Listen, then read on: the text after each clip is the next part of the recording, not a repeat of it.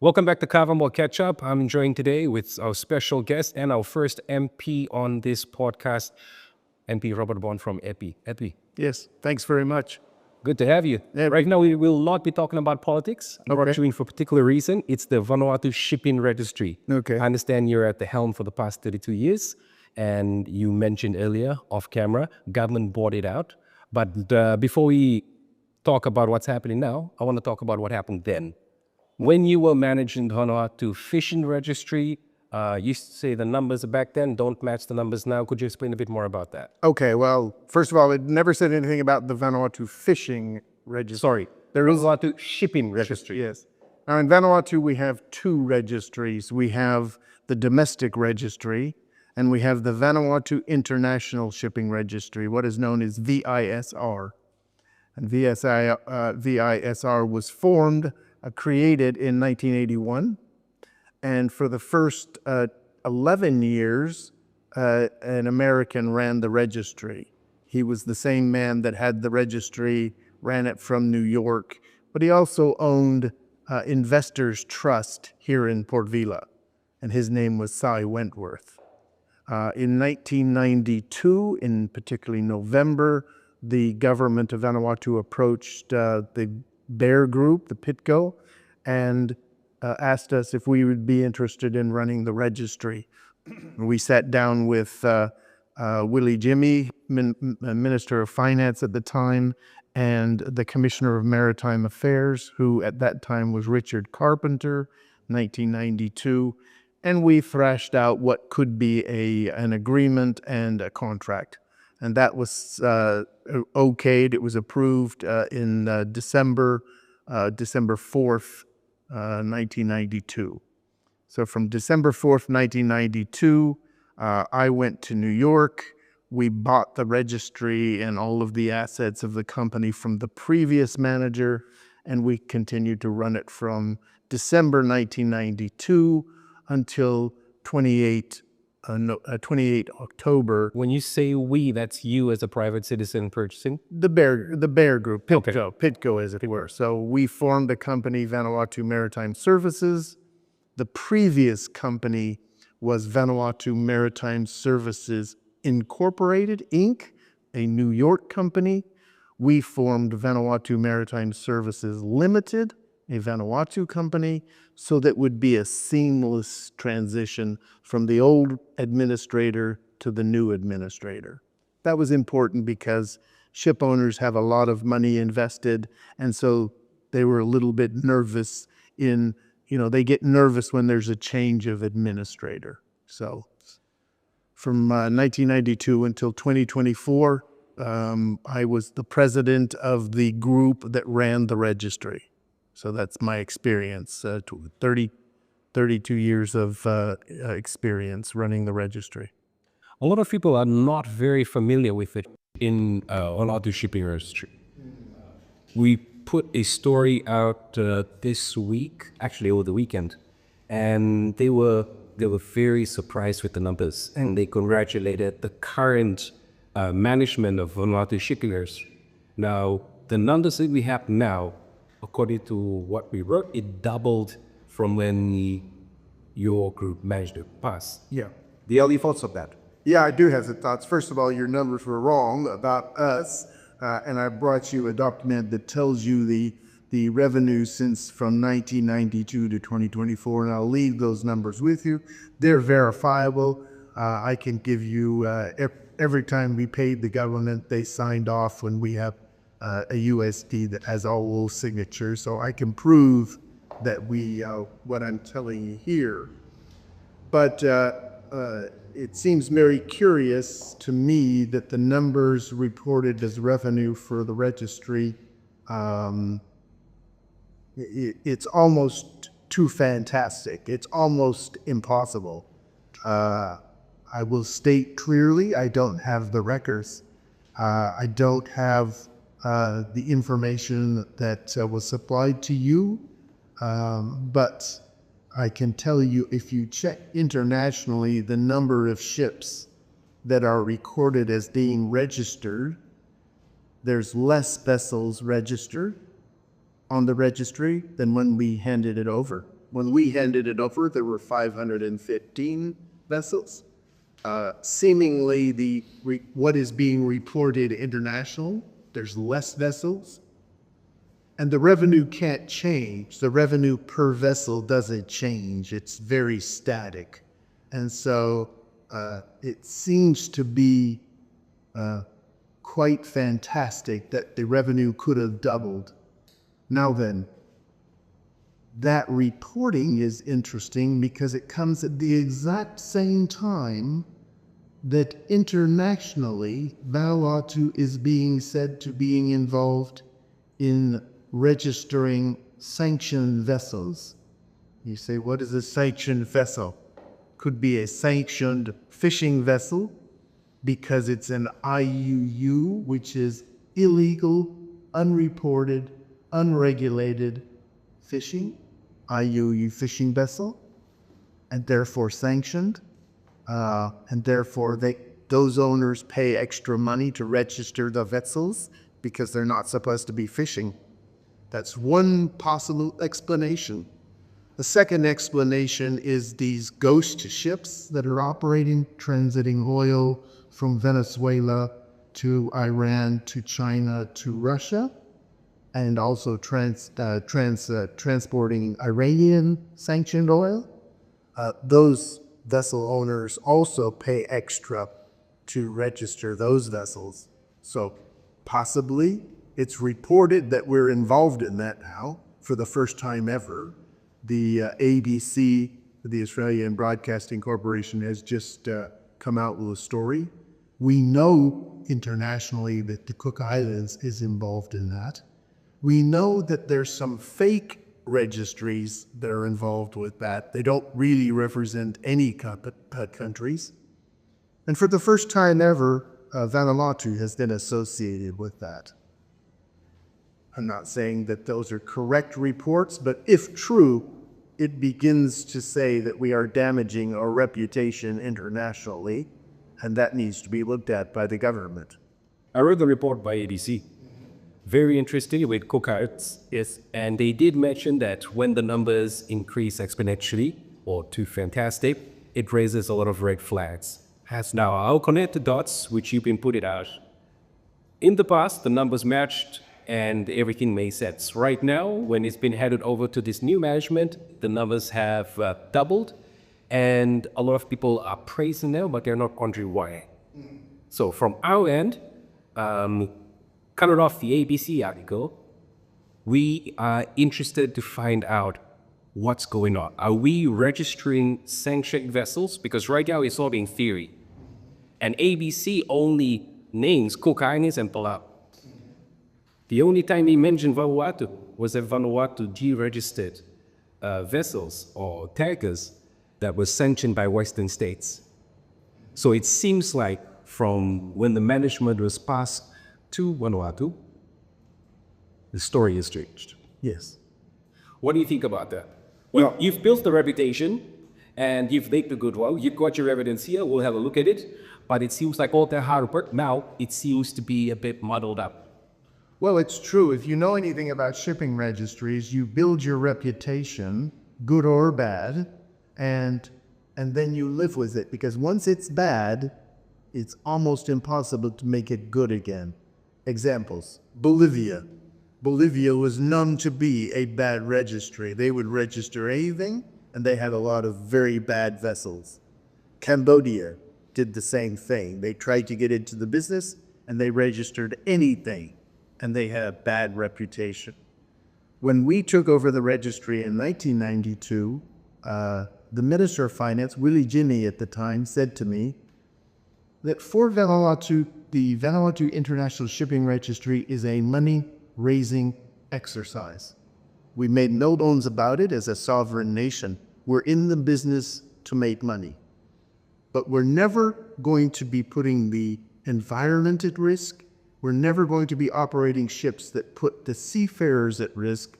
We want to be running a clean registry. And that makes it difficult to actually grow the registry if you're doing everything clean. You can always go to the dark side and make money, but it's very difficult to stay on the right side. And so that's what we tried to do. We never had a problem such as being involved with the sanctioned vessels. This comes at a time in the 90s and early 2000s when Tonga got into trouble. You may or may not know the history of Tonga. And its shipping registry got into big trouble transiting North Korean military arms. And so they totally destroyed their reputation internationally, and they've closed their registry. It looks like the Cook Islands has done the same thing. It's pretty sure, from what I understand in the recording, that they have been involved. They've got more than one that's definitely Cook Islands registered, and so they've got some serious problems. And now we see that Vanuatu is being talked about. I don't think there's any definitive smoking gun. I don't think there's anything that people can say, or at least they're not reporting it as now. These sanctions come out from the United Nations and or the United States and or the European Union. So we're going to have to wait and see a little bit. But anecdotally, you cannot have a reducing number of vessels when your price per vessel has stayed the same, because here are the revenue, the prices for different services is fixed by Parliament, and Parliament hasn't changed the price per service. The Act hasn't changed. So if the pricing has stayed the same, but your number of vessels is going down, how could you have doubled the revenue? It doesn't make sense unless you've got revenue coming from somewhere else. Well, we'll try and answer that question. Well, we need to answer. Somebody needs to answer that question before we start congratulating. You need to be looking at this and saying, wait a minute. Now, I am not saying that anything has happened. Yeah. Because I don't know. So I'm not making any accusations. All I'm trying to say to the government, and I'm part of the government, hey, we need to be looking at this because what is being told to us doesn't make sense. And so we need more information. With more information, we might find out that everything's okay. But right now, what has been told to us cannot make sense. Hypothetically speaking, what if we are registering sanctioned vessels at tankers to generate income? Do you think it's worth the risk? Well, no, it's never worth a year. I mean, that's like saying, is it worth the risk to rob banks? Only if you don't get caught, I guess. But the minute you get caught, you go to jail. Because right now, as a culture, we're playing this game. We've played it with the passport, and ABC put out the Golden Scheme report, and we've come to the shipping now. So you have to question and you have to try to obtain that. Is it worth the risk? Well, it's never worth the risk to go down in the dark side to be operating in illegal activities. What does Vanuatu have to lose? Well, our total reputation, right? We won't be allowed into the international community. What could happen immediately if we're found to be involved in registering sanctioned vessels? We will lose our office in New York. The United States will step in and close us down. The people there could actually face legal problems. The staff there and the administrator there could face legal problems. If we're found to be violating UN sanctions, we could be held responsible in the UN to our detriment. The same thing could happen in the European Union. So we face a lot of negative publicity, but we also face some really, truly negative results if we're found to be involved. So it's very serious what's being discussed, and the government needs to wake up and they need to be saying, wait a minute, what is happening here? Who are we dealing with? Are these things on the up and up, or are we operating in the dark side of the operations? Well, hopefully we are not operating with that set of operations. And as the news team continues to investigate, Robert will be more in touch in the next coming weeks. We'll go through all the numbers that you've given us, and we'll try and we'll fix the numbers that we initially published. Okay, that would be great. I'll give you this information, and then you might go from there. Happy to answer some questions. It's in one sense it's a complex business, but in another it's not. It's just a business, and so there's things that you have to know about the international business of registering vessels.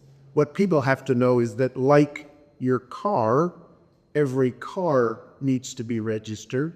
Similarly, every vessel needs to be registered somewhere in the world. Every plane, every airplane is registered somewhere. So if you look on aircraft, they had numbers on them, and they're usually part letters and part numbers. And that's the call sign, and that means something to people that know. And there's a registration number. During the find out the shipping registry, were there any vessels or cargoes that came in that you would look and it would just send red flags? If any came from, say, Russia, or were there any countries that you had identified if these countries were seeking the flag of convenience in Vanuatu, these countries would need extra vetting? Sure, you have vessels all the time, older vessels, vessels over 20 years old. Usually it's an H thing. Any vessel over 20 years old would have to have additional surveys done, inspections done. Vessels that were in terrible shape. You have a lot in Asia that vessels that operate coastally, even between countries, but coastally, that were not good vessels. They were subpar vessels that we wouldn't register. So yes, of course, you get vessels all the time. Fishing vessels that are operating illegally. There's IUU fishing. You're always offered by those vessel owners extra money under the table, but we wouldn't take it. So it does happen, So registering sanctioned vessels or IUU fishing vessels, or registering these oil tankers now, it's definitely a problem. Like I said, Tonga got in trouble with not oil vessels, but they weren't tankers. They were actually carriers that were carrying arms from North Korea to the Middle East, and Flying the Tongan flag. flying the Tongan flag. They got caught. They brought down the Tongan flag. You just don't see the Tongan flag in international service other than real vessels associated with the country of Tonga like that. So yeah, it does happen, but you have to be on your guard. You have to be always looking at the sanction list of vessels. You have to be working with the U.S. government, the European Union, and the United Nations, and make sure you're not falling afoul of those sanction lists. During your time at the registry, did you ever deregister as? We had vessels that were involved in the drug trade, that unbeknownst to us, so they were operating properly. And then the U.S. came to us in the Caribbean saying that they wanted to board our vessels. We immediately gave the authority to board vessels. They were found to be operating in the drug trade, and they were immediately deregistered. So yes, you do have problems. You've got to just stay on top of it. And when things are found, you need to cooperate fully and openly with the large countries, mainly in this case, the United States and the European Union. Why is the registry office in New York? It's just happenstance that the first administrator of the registry was from New York, and so that's where he opened the first office. In those days, you needed to be there were 3 cities that you would operate. You would either operate in Singapore, you would operate in London, or you would operate in New York. It just so happens Vanuatu chose to open its registry with the first administrator based in New York, and he operated. So it's a historical thing. There's nothing special to it. Could be different today than it was then, but in those days, you really had to be in either London, New York, possibly Singapore. Would the office be migrated back to Toronto? Not really, because we have a problem with transfer documents. A lot of our registry is US based and Japan based, and they need their documents quickly. In the United States, it's overnight, and in Japan, it's same day. So we can't, we can't get our documents from Vanuatu to anywhere in less than 2 weeks through DHL. It just takes 2 weeks, 3 weeks, 4 weeks.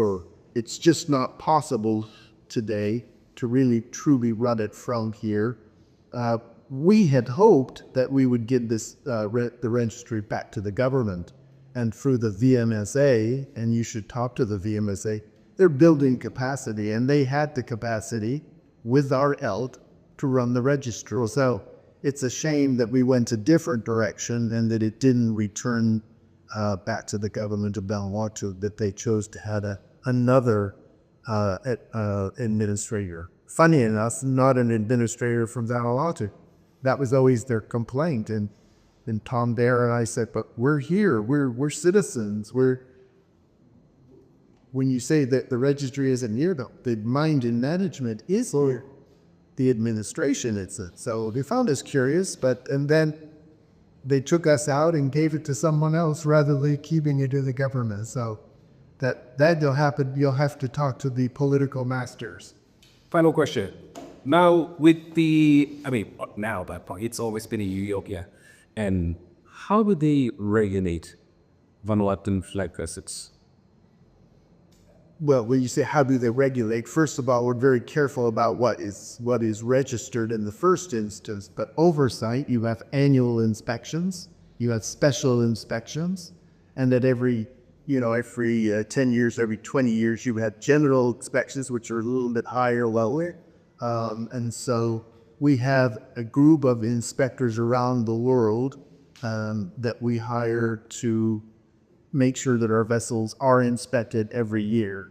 So that's generally how it's done. We also require the vessels on the registry to be classed. It's classification societies, and you have to have oversight by classification societies. And we don't accept just any classification societies. The top group, the top 10, 11, 12, are what is known as the International Association of Classification Society, IACS. And so we demand that you have the best classification societies. So it's a whole range of oversight that you put on, layering the effect of oversight. That's good to know. Well, Robert, thank you for coming to the show. This is Ross having you. We're pretty excited to get into the shipping registry, and I'll put our reporters in for the next, I'm assuming the next couple of weeks before we eventually strike gold. But for now, Good to be actually. Food, I'll meet you and the team. Thanks for having me. all right, take care.